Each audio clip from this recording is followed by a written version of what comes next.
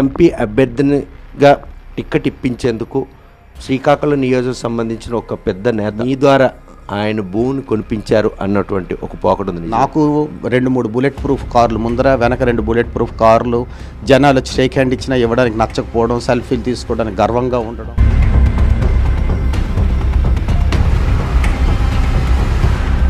Internal commitment రెండు కుటుంబాల మధ్యన ఉన్నట్టు రాజకీయ ఇంటర్నల్ కమిట్మెంట్ అనేది సీదని ఈరోజు ఎంపీ టిక్కెట్ పోటీ చేయకుండా దూరం చేసి ఈరోజు ఏ రాజకీయ నాయకుడికైనా ఈ మీ న్యూస్ ఛానల్ ద్వారా ఛాలెంజ్ చేస్తున్నా. వైఎస్ఆర్ కాంగ్రెస్ పార్టీ నుండి ఎంపీ టికెట్ వస్తుందని ఆశించినటువంటి దానేటి శ్రీధర్ పైన ఎటు సార్ ఇది చాలా పెద్ద ప్రజాస్వామ్యం సార్, ఎన్నో పార్టీలు ఉన్నాయి సార్.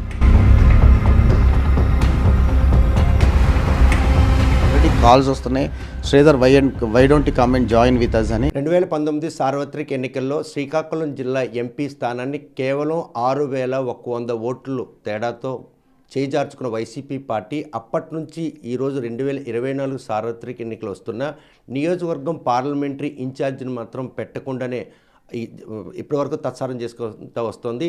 ఈ నేపథ్యంలో ఈ పార్టీకి ఆకర్షితులైనటువంటి దానేటి శ్రీధర్ డాక్టర్ అప్పటి నుంచే ఎట్టి పరిస్థితుల్లో కూడా శ్రీకాకుళం జిల్లాలో ఎంపీ స్థానాన్ని పోటీ చేసి గెలిచి జగన్ గిఫ్ట్ ఇవ్వాలని ఎంతగానో ఆశపడ్డారు. కాకపోతే చివరి క్షణంలో మాత్రం ఆ స్థానాన్ని పేరాడ తిలక్కి ఇవ్వడంపై ఆయన చాలా ఆవేదన పడుతున్నారు. ప్రస్తుతం ఆర్టీవీతో దానేటి శ్రీధర్ మనతో ఉన్నారు.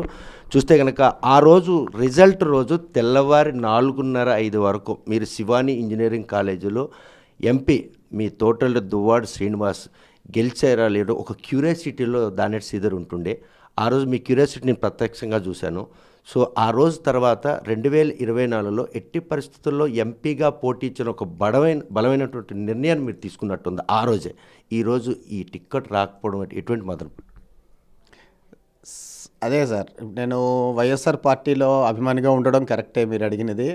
కానీ మీ క్వశ్చన్లో ఇంకొక పాయింట్ కూడా ఉంది. పేరాడ తిలక్కి టికెట్ రావడంపై మీరు పడుతున్న ఆవేదన అన్న ప్రశ్న అడిగారు. డెఫినెట్గా అది ఆవేదన కాదండి. పేరాడ తిలక్ గారు కూడా ఒక క్యాండిడేటే, ఆయనకి ఇవ్వడం కూడాను మనందరం హర్షించాల్సిందే. ఇది జగన్మోహన్ రెడ్డి గారి తాలూకా నిర్ణయం, అందులో మనం మాట్లాడడానికి ఏమీ లేదు. డెఫినెట్గా ఆయనే మన ఎంపీ క్యాండిడేట్, మనం ఆయన గెలిపించుకోవాల్సిన వైఎస్ఆర్ అభిమానిగా ఎవరైనా కూడా జగన్మోహన్ రెడ్డి గారు నిర్ణయించిన క్యాండిడేట్కి మనం అందరం వినాల్సిందే. So no more comments about that. About me, as you are saying that I haven't got the ticket, then what's my opinion. Yeah really as I been like నేను 5 సంవత్సరాలుగా కూడా నేను అనుకుంటున్నాను నాకు టికెట్ వస్తుంది అని చెప్పి. When compare to other leaders, when last time Duvvada Srinivas గారు ఎందుకు ఓడిపోయారు అని చెప్పి వైఎస్ఆర్సీపీ పోస్ట్ మార్టం చేస్తే ఆ ఎనాలిసిస్లో అర్థమైంది ఏంటంటే, ఇటు రామ్మోహన్ రావు గారు, మన కింజరాపు రామ్మోహన్ నాయుడు మన ఎర్రనాయుడు గారు అబ్బాయిగా, రెండో పాయింట్ ఏంటంటే ఒక యంగ్ ఇంటలెక్చువల్గా, ఒక ఎడ్యుకేటెడ్గా, నేషనల్ అండ్ ఇంటర్నేషనల్ స్కూల్స్లో చదివి వచ్చిన ఒక ఎడ్యుకేటెడ్గా, ఆయన పార్లమెంట్లో ఆయన ప్రజెంటేషన్ కూడాను, ఆయన మన జిల్లాకి ఏం చేశారు అని చెప్పి అప్పలరాజు గారు క్వశ్చన్ చేయడం అన్నది పక్కన పెడితే, but as a representative from Srikakulam he has done the marvellous job in the parliament. So ప్రజలందరూ ఆయన అట్రాక్ట్ అవుతూ ఉన్నప్పుడు వైఎస్ఆర్ పార్టీ కూడా ఒక ధీటైన వ్యక్తిని, సపోజ్ ఆస్ట్రేలియా ఫైనల్ మ్యాచ్ జరుగుతుంది వరల్డ్ కప్లో, ఇప్పుడు ఆస్ట్రేలియా టీం రెడీగా అవుతున్నప్పుడు ఇండియా టీం కూడా రెడీ అవ్వాలి కదా. సో రామ్మోహన్ నాయుడు గారు రెడీగా అక్కడ ఉన్నారు, రెడీగా నేను బ్యాట్ పట్టుకొని. సో మనం రెడీ అవ్వాలి కదా మన బౌలింగ్తో.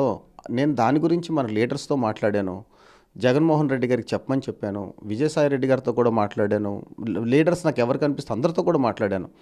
దువ్వాడు శ్రీనివాస్ అన్న ఆయన ఓడిపోయిన తర్వాత మీరు పార్లమెంట్ ఇన్ఛార్జ్ నుంచి ఎమ్మెల్యే ఇన్ఛార్జ్, టెక్కల్ ఇన్ఛార్జ్ మన తిలక్ గారిని ఇన్ఛార్జ్ తీసేసి శ్రీనివాస్ గారిని అక్కడ మళ్ళీ ఎమ్మెల్యే ఇన్ఛార్జ్ పెట్టారు సార్. పార్లమెంట్ ఇన్ఛార్జ్ అనేది వేకెన్సీ ఉంది. ఈ రోజు నుంచి నాకు ఇవ్వగలిగితే నేను జిల్లా, నాకు ఏ ప్రోటోకాల్ లేకుండా నేను ఏ ప్రోగ్రామ్ చేస్తున్నా కూడా నేను పర్సనల్గా ఇండివిజువల్గా నేను ప్రోగ్రామ్ చేసుకుంటూ ప్రజల్లోకి వెళ్ళాల్సి వస్తుంది. అంటే 2019లోనే మీరు ఆ రోజే దృఢమైనటువంటి నిర్ణయం తీసుకున్నారు. దువ్వాడసీని స్వల్ప ఓట్ల మెజారిటీతో ఇంత వైసీపీ హవా ఉన్నా కూడా ఓడిపోయింటే ప్రత్యర్థి బలమైన అభ్యర్థి కాబట్టి అటువంటి ఒక అపోజిషన్ అభ్యర్థి కూడా అంతది. ఇప్పుడు తిలక్ ధీటైన అభ్యర్థి అని భావిస్తున్నారు సార్. ఇప్పుడు ఇండివిజువల్గా తిలక్ అండ్ రామ్మోహన్ నాయుడు అనే డిస్కషన్ లేకుండా వైఎస్ఆర్ పార్టీ అండ్ టీడీపీ అనే పార్టీ గురించి మనం ఆలోచించాలి సార్. బట్ ఇండివిజువల్గా ఒక 10% వేరియేషన్ ఎప్పుడూ ఉంటుంది. ఆ 10% వేరియేషన్ ఏంటంటే, మీకు నిన్నటి కూడా ఒక ఇంటర్వ్యూలో చెప్పాను. నార్మల్గా ఒక ఎంపీ టికెట్ గెలవాలి అంటే at least one candidate, individual candidate from any party, they have to get at least 6 lakh oats for their winnowing. 6 lakh ఓట్స్లో యూజువల్గా ప్రజెంట్ రాజకీయ పార్టీలు ఎవరు ఏమనుకున్నా కూడా బయట చెప్పినా లోపల చెప్పకున్నా కూడాను క్యాస్ట్ బేసిస్ మీద పార్టీలు టికెట్స్ ఇస్తున్నాయి.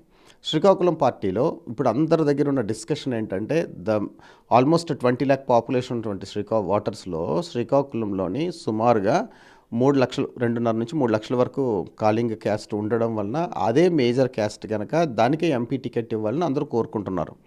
బట్ ఒక డాక్టర్గా, ఒక చదువుకున్న వ్యక్తిగా, అన్ని వర్గాలతో సంబంధం ఉన్న వ్యక్తిగా పాత రికార్డ్స్ చూస్తే ఆ రోజు కాళింగ ఎంపీలు ఎవరు, బుడ్డేపల్లి రాజగోపాలరావు గారి నుంచి, కనితి విశ్వనాథం గారి నుంచి, అప్పయ్య దొర గారి నుంచి, కృపారాయణ గారి నుంచి గెలిచిన విధానాన్ని మనం అర్థం చేసుకుంటే, ఈరోజు దువ్వాడ శ్రీనివాస్ గారు 2019లో ఓడిపోయిన విధానాన్ని మనం అర్థం చేస్తే, ఈ రెండింటిని మనం అనలైజ్ చేసినప్పుడు ఒక తెలివైన, అంటే ఒక ఎడ్యుకేటెడ్గా నేను ఎంతోమంది రేపొద్దున 2024లో మనం గెలవాలి అంటే ఏం చేయాలి అనే డిస్కషన్లో వాళ్ళకి ఇతనికి ఉన్న డిఫరెన్స్ ఏంటంటే, ఈయన ఓన్లీ పొలిటీషియన్ మాత్రమే, that up to Tekkali, or a Kalinga representative politician in the entire Srikakulam district.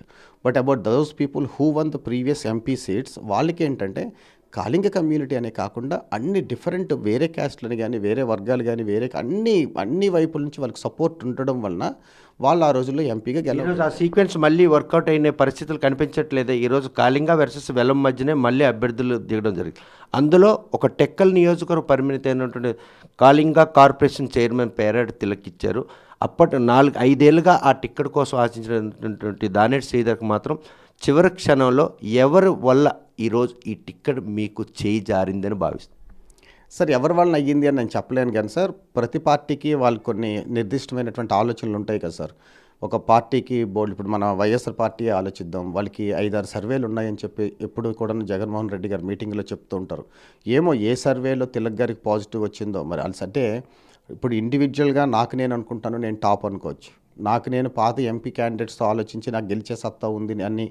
First ఏంటంటే ఒక డాక్టర్గా, రెండోది ఇచ్చాపురంలో పుట్టాను, పలాస మా సొంతూరు, టెక్కల్ మా మావయ్యాల ఊరు, శ్రీకాకుళం 20 సంవత్సరాలుగా ప్రాక్టీస్ చేస్తున్నాను, ఆమదాల వలస మా అమ్మమ్మ వాళ్ళ ఊరు, నాకు జిల్లాలో 7 నియోజకవర్గాలతో టచ్ ఉంది, 20 సంవత్సరాలుగా అందరు డాక్టర్స్తో కూడా, శ్రీకాకుళంలో నలుమూలలో ఉన్న అన్ని డాక్టర్స్తో సంబంధం ఉంది.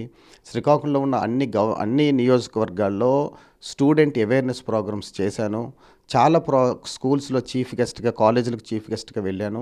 ఇంత సోషల్ మోటో ఉన్న మీరు ఎందుకు ఏ దాన్ని మీరు కనెక్ట్ కాలేదు? ఈరోజు సర్వేలో మీ వల్ల మీపై నెగిటివ్ వచ్చిందన్న దీని మీద ఈరోజు తిలక్ నియామకం జరిగిందే, లేకపోతే దానేటి శ్రీధర్ విషయంలో ఈ సర్వేలు ఏవి కూడాను దోహదపడలేదని భావి? సార్, అదే మీకు కంటిన్యూ చేస్తున్నా. అలాగే జిల్లాలో ఎన్నో ప్రోగ్రామ్స్ చేశాను.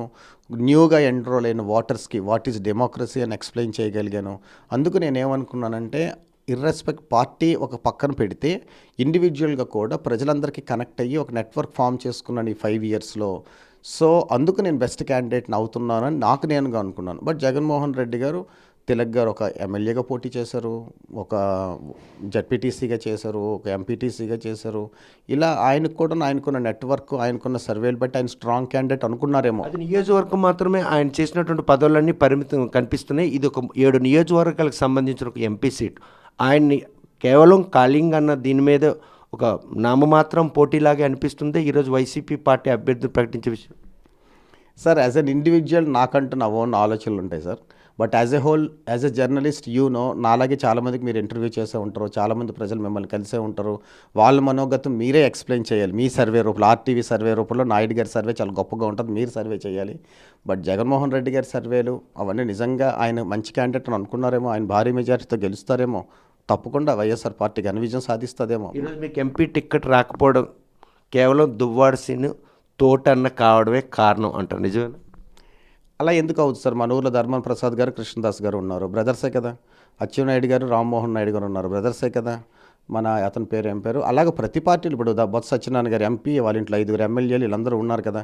ఒకే ఇంట్లో ఇద్దరు ఉన్నంత మాత్రం, ఒక మామయ్యకి 2 అల్లుళ్ళు అవ్వడం వల్ల మా ఇద్దరం వేరు అవ్వకూడదు, ఇద్దరు ఒకే ఫ్యామిలీ అని అనుకోవడం కరెక్ట్ కాదేమో. ఆయనకున్న ఇండివిజువల్ క్యాలిబర్, ఆయన ఇన్ని సంవత్సరాలుగా 5 సార్లు 6 సార్లు పోటీ చేశారు, ఇప్పుడు ఎమ్మెల్సీ, ఒకసారి జడ్పీటీసీ, అదే ఆయనకున్న క్వాలిఫికేషన్ అయ్యి ఉండదు. మీకు ఎంపీ అభ్యర్థినిగా టిక్కెట్ ఇప్పించేందుకు శ్రీకాకుళం నియోజకవర్గం సంబంధించిన ఒక పెద్ద నేత మీ ద్వారా ఆయన భూమిని కొనిపించారు అన్నటువంటి ఒక పోకడు ఉంది, నిజమే? సార్ అలాంటివన్నీ ఇండివిజువల్ క్వశ్చన్స్ అండ్ ఆన్సర్స్, నేను వాటిని ఎక్స్ప్లెయిన్ చేయలేను. కానీ బట్ మీరు అడుగుతున్న ప్రశ్నకు ఒకటి మాత్రం కరెక్ట్ సార్. ఇప్పుడు కూడా మనస్ఫూర్తిగా చెప్తున్నా, మన ఊర్లో ఉన్న లీడర్స్ అందరికీ నేనంటే ఇష్టం, అందులో డౌటే లేదు. నాకు కృష్ణదాస్ గారి నుంచి, ధర్మం ప్రసాదరావు గారి నుంచి, సీతారాం గారి నుంచి అందరూ కూడా నన్ను, అప్పలరాజు నుంచి అందరూ, సాయిరాజు కానీ ఎవరైనా నన్ను బాగా రెడ్డి శాంతి మేడం అయితే వాళ్ళ అబ్బాయిలో నన్ను చూసుకుంటారు. అందరికీ నేనంటే ఇష్టమే. కానీ ఈ బలాబలాలు రాజకీయాలుగా చూస్తున్నప్పుడు నాకైతే పొలిటికల్ ఎగ్జిస్టెన్స్ నాకు లేదు. మా ఫ్యామిలీ పొలిటీషియన్స్ కాదు, నాకు బ్యాక్గ్రౌండ్ లేదు. నాకున్నది ఒక డాక్టర్ అవ్వడం వల్ల నాకు టికెట్కి నేను ఎలిజిబిలిటీ నాకు రాకపోయి ఉండొచ్చు. వాళ్ళు ఆల్రెడీ పొలిటీషియన్స్ కదా, జగన్మోహన్ రెడ్డి గారు ఆల్రెడీ ఎగ్జిస్టింగ్ పొలిటీషియన్స్కి టికెట్స్ ఇవ్వాలనుకున్నారేమో. అంతేగాని దానేటి శ్రీధర్ కనుక వైసీపీ అభ్యర్థి ఎంపీ అయితే కంపల్సరిగా గెలుస్తారు అన్నటువంటి ఒక నమ్మకం అధికార పార్టీలో ఉంది. కాకపోతే కాళింగ వర్సెస్ ఉన్నటువంటి ఈ సీక్వెన్స్లో ఇంటర్నల్ కమిట్మెంట్, రెండు కుటుంబాల మధ్యన ఉన్నటువంటి రాజకీయ ఇంటర్నల్ కమిట్మెంట్ దువ్వాడు సీన్ దూరం దానేటి శ్రీధర్ని ఈరోజు ఎంపీ టికెట్ పోటీ చేయకుండా దూరం చేసింది.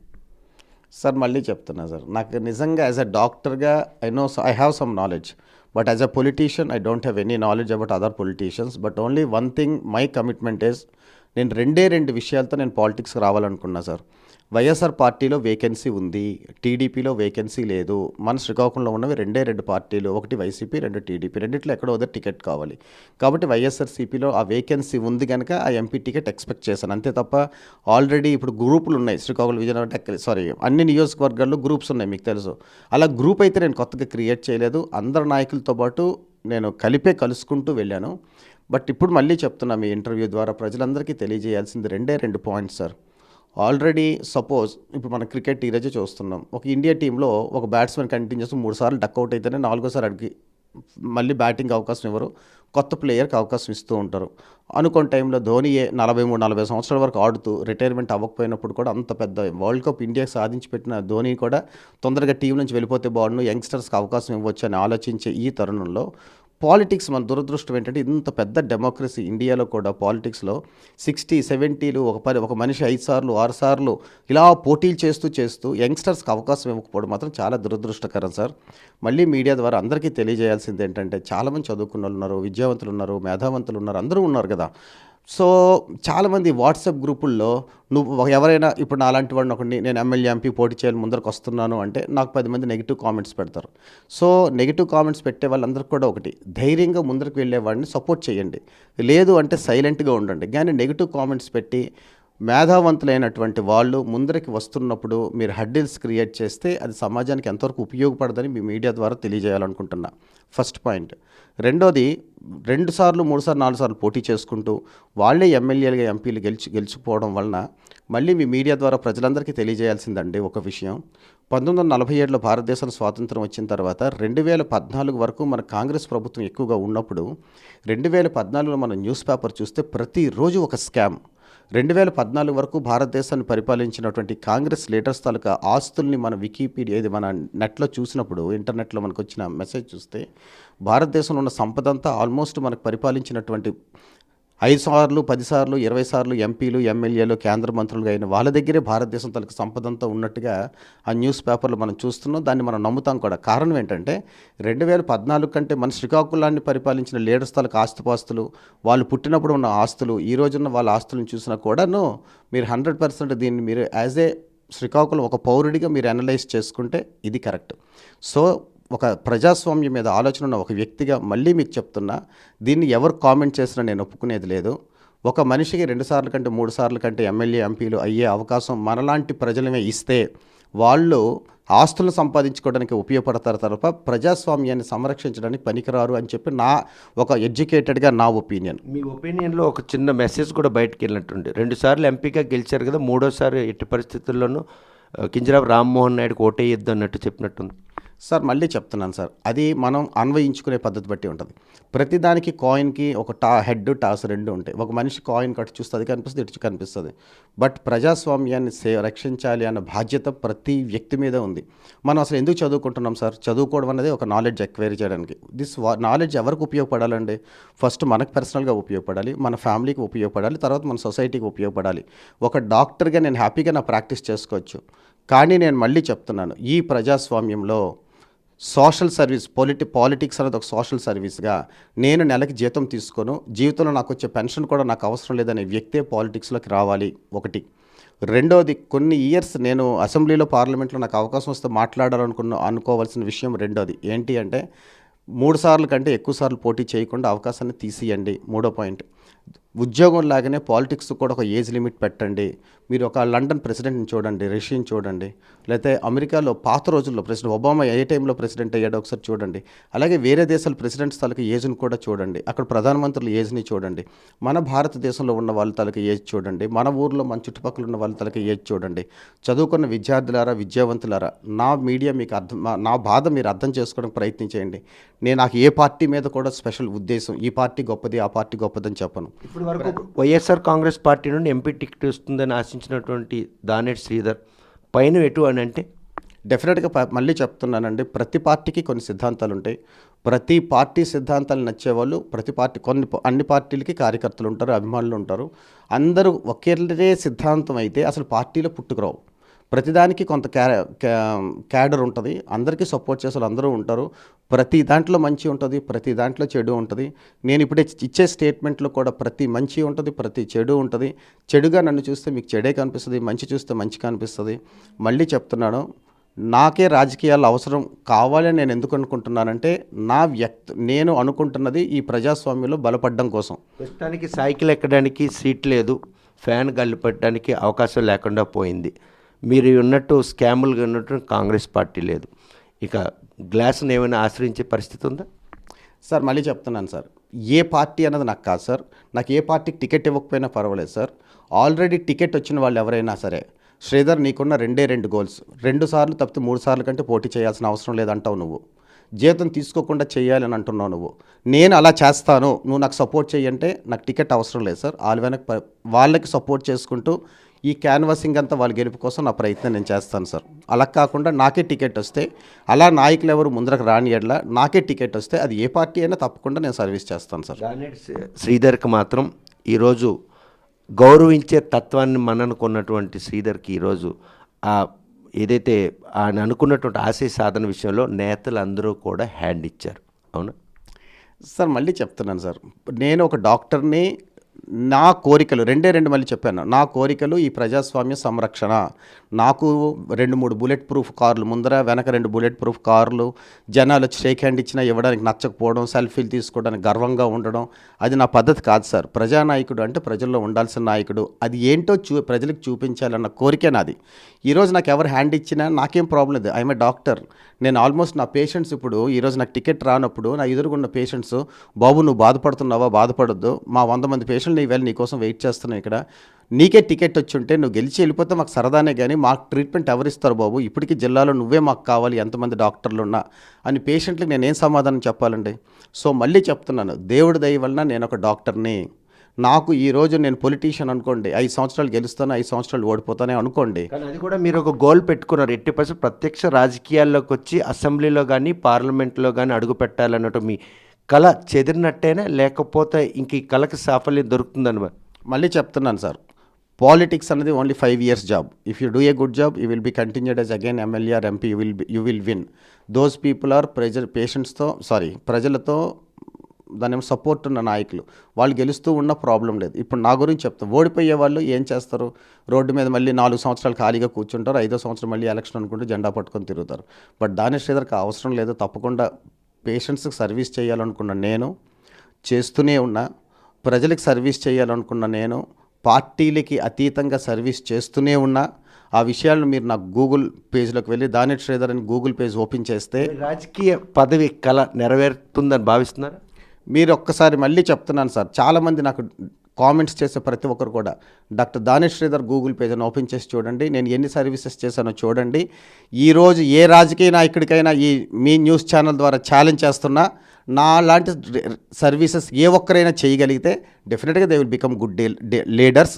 దెన్ చదువుకున్న ప్రతి వ్యక్తి కూడా, నాకు కామెంట్ చేసే ప్రతి వ్యక్తి కూడాను ఎవరు వాళ్ళు చేయగలిగారు, నేను ఏం చేయలేకపోయాను, నేను ఏం చేశాను వాళ్ళు ఏం చేయలేదన్నది మీరు ఒకసారి చదువుకో. ఆ రోజు ఎప్పుడు వస్తుంది, ఏ పార్టీ ఆ రోజు కోసం వేదిక కానుంది? నేను మళ్ళీ చెప్తున్నాను సార్, ఐఎమ్ రెడీ.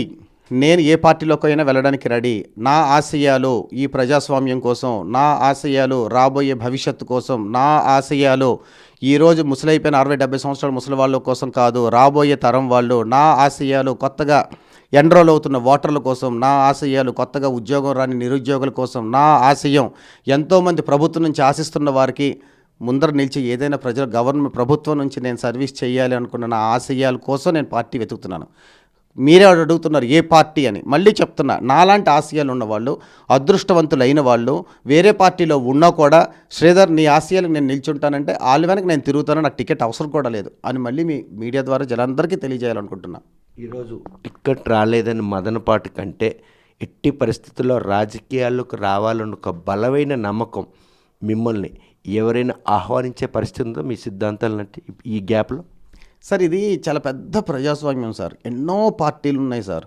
ప్రతి పార్టీకి కొన్ని సిద్ధాంతాలు ఉంటాయి సార్. వాళ్ళకి నేను ఎవరు నచ్చితే వాళ్ళు నన్ను పిలవడానికి ముందర ఆల్రెడీ ఉన్నారు సార్. ఆల్రెడీ కాల్స్ వస్తున్నాయి, Sridhar why don't you come and join with us అని. నేను మళ్ళీ చెప్తున్నాను సార్, జయప్రకాష్ నారాయణ గారితో పర్సనల్గా నేను ఒకసారి మాట్లాడినప్పుడు, సార్ మీరు ఏదో ఒక పార్టీకి వెళ్ళిపోవాల్సింది, లేకపోతే మీరు ఏదో ఒక పార్టీతో టైఅప్ అయ్యి ఉండాల్సింది. అలా లోక్సత్తాలో ఉండడం, మీరు ఒకసారి గెలిచి తర్వాత ఉండిపోయారు. ఏదో ఒక పార్టీలోంచి మీరు అసెంబ్లీకి వెళ్తే కదా మీ వాయిస్ బయటికి వినబడుతుంది, అలా చేయలేకపోయారా అని అడిగాను. లేదు శ్రీధర్ నేను వేరే పార్టీలతో కలవలేను అని చెప్పి నాకు అన్నారు. బట్ నేను జయప్రకాష్ నారాయణ గారికి విరుద్ధం ఈ విషయంలో. నా వాయిస్ వినిపించడానికి ఏదో ఒక పద్ధతిలో అసెంబ్లీలో కానీ పార్లమెంట్లో కానీ అడుగు పెట్టాలి. అది ఎవరైతే నేను అడుగు పెట్టడానికి అవకాశం వచ్చే ఏ పార్టీ నాకు అవకాశం ఇచ్చినా అలాంటి పెద్ద పార్టీలు తప్పకుండా వెళ్తాను. చూస్తే కనుక ప్రస్తుతం వైద్యుడిగా చాలామందితో పరిచయం ఉన్నటువంటి దానేటి శ్రీధర్కి ఈరోజు వైసీపీ టిక్కెట్పై గత 5 ఏళ్ళుగా ఆ టిక్కెట్ను ఆశిస్తూ వచ్చారు. అందులో భాగంగానే పలు సేవా కార్యక్రమాలు కూడా చేసుకుంటూ వచ్చిన ఆయన ఎట్టి పరిస్థితుల్లో తనకి వైసీపీ టిక్కెట్ వస్తుందని భావించిన ఆయన ఆశలు అడియాశలయ్యాయి. కాకపోయినా కూడా ప్రత్యక్ష రాజకీయాల్లో ఈరోజు ప్రజలకు సేవలు చేయాలన్న తన సదుద్దేశానికి మాత్రం ప్రజలే తనను ఈరోజు పట్టం కట్టే. కాకపోతే రానున్న రోజుల్లో ఏ పార్టీ ఆహ్వానిస్తుంది, తన సిద్ధాంతాలకు అనుగుణమైన పార్టీలో చేరడానికి మాత్రం తాను సిద్ధంగా ఉన్నాను. ప్రస్తుతం వైసీపీ పార్టీ టిక్కెట్ ప్రకటించినటువంటి అభ్యర్థి విషయంలో కూడా తనను గనక తన సిద్ధాంతాలు కట్టుబడి ఉంటే ఆయనకు కూడా గెలుపుకు దోహదపడేందుకు తాను కూడా తన వంతు కృషి చేస్తానని చెప్తున్నారు. కాకపోతే ప్రత్యక్ష రాజకీయాల్లో ఎంపీగా పోటీ చేయాలని తన కళను మాత్రం నెరవేర్చుకునేందుకు తగినటువంటి డయాస్ను మాత్రం వెతికే క్రమంలో ఉన్నానని దాన్ని స్పష్టం చేశారు. వీడియో జర్నలిస్ట్ రాంకృష్ణతో సత్యం, RTV శ్రీకాకుళం. మరిన్ని వీడియోస్ కోసం ఛానల్ ని సబ్స్క్రైబ్ చేయండి, లేటెస్ట్ అప్డేట్స్ కోసం వాట్సాప్ ఛానల్ ని ఫాలో చేయండి అండ్ లింక్ డిస్క్రిప్షన్ లో ఉంది.